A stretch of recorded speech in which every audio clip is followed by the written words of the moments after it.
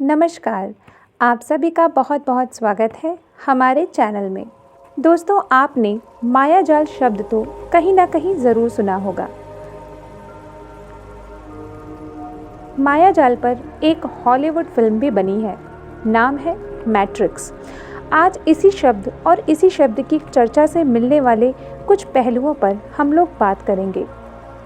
दोस्तों, अगर आपने हमारे चैनल को अभी तक सब्सक्राइब नहीं किया है तो प्लीज़ सब्सक्राइब करें, लाइक और शेयर करें, वीडियो को लास्ट तक ज़रूर देखें, बेल आइकन को दबाना ना भूलें ताकि आपको ऐसे ही नए नए वीडियो मिलते रहें। दोस्तों, विभिन्न दर्शनों में और अनेक वैज्ञानिक प्रयोगों, फिल्मों आदि में इस शब्द का प्रयोग होता आया है। क्या आप इस शब्द से वाकिफ़ हैं? अगर नहीं तो आइए इसे समझ लेते हैं। मायाजाल दो शब्दों से मिलकर बना है, माया और जाल। माया से हम अनुमान लगा सकते हैं एक ऐसी शक्ति से जो वास्तव में है ही नहीं, लेकिन हमें उसका आभास इस प्रकार होता है कि वास्तविकता को भूलकर हम माया को ही सच मान बैठते हैं। रही बात जाल की, तो दोस्तों इसे आप सभी जानते हैं कि जाल जिसमें कुछ फंसाया जाए। इस तरह मित्रों, माया जाल का अर्थ हुआ भ्रम में फंसाने वाली शक्ति। दोस्तों, शंकराचार्य के अद्वैतवाद सिद्धांत में इस पर बहुत ही गहरा चिंतन किया गया है। वहाँ इस जगत को मायाजाल बताया गया है, जो कि माया के कारण सत्य की जगह दिख रहा है। कुछ यही स्थिति मैट्रिक्स फिल्म में भी दिखाई गई है, जहाँ रियलिटी से अलग हटकर एक काल्पनिक जगत की कहानी दिखाई जा रही है। दोस्तों, अब बात ये आती है कि क्या हम लोग भी किसी मायाजाल के शिकार तो नहीं हैं? क्या मायाजाल के चलते हम सत्य से कोसों दूर तो नहीं हैं? हो सकता है कि हम मायाजाल के शिकार होकर सत्य को देख ही नहीं पा रहे हैं। दोस्तों, हम सभी लोग अपने रोज़मर्रा के जीवन में अक्सर ये महसूस करते हैं कि किसी तथ्य या स्थिति को अब तक हम जो कुछ भी समझ रहे थे वो वैसा नहीं है, अर्थात अब तक हम भ्रम के शिकार थे। ऐसा हम सभी के साथ होता है। उदाहरण के लिए, कई बार हम गाड़ी की चाबी अपनी जेब में रखे होते हैं, लेकिन अपनी जेब में चाबी ना ढूंढकर पूरे घर में ढूंढ रहे होते हैं और अपने गंतव्य पर पहुंचने में हो रही देर के कारण तनावग्रस्त हो जाते हैं।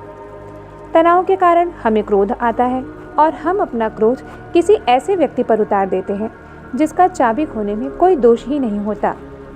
जब चाबी हमें अपनी जेब में मिलती है तो हमें अपनी गलती का एहसास होता है और हम इस सोच में पड़ जाते हैं कि बताओ, मैंने बिना किसी कारण उस निर्दोष को कैसे डांट दिया। हम अफसोस के कारण पछतावे से भर जाते हैं। दोस्तों, यही भ्रम है। कबीरदास जी ने एक दोहे में इसे व्यक्त किया है, जो इस तरह से है। कस्तूरी कुंडली बसे मृग ढूंढे बन माही, ऐसे घट घट राम है दुनिया जाने नाही। अर्थात कस्तूरी मृग की नाभि में होती है, परंतु वो उसे पूरी दुनिया में खोजता है। इसी प्रकार भगवान आपके अंदर है, परंतु आप उसे दुनिया में खोज रहे हैं।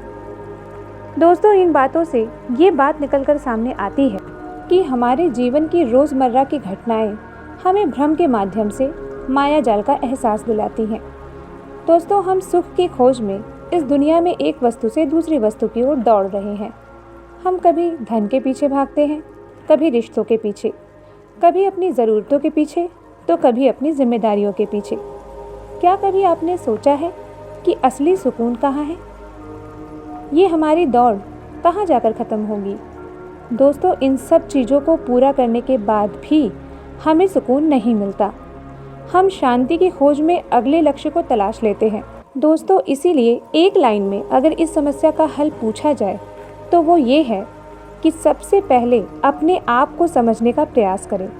अगर आप खुद को समझ गए तो आप दुनिया को समझ जाएंगे और शायद इसी से आपको अपनी भाग दौड़ भरी ज़िंदगी में उस सुख, सुकून और शांति की प्राप्ति हो सकेगी जिसे आप हर जगह खोज रहे हैं।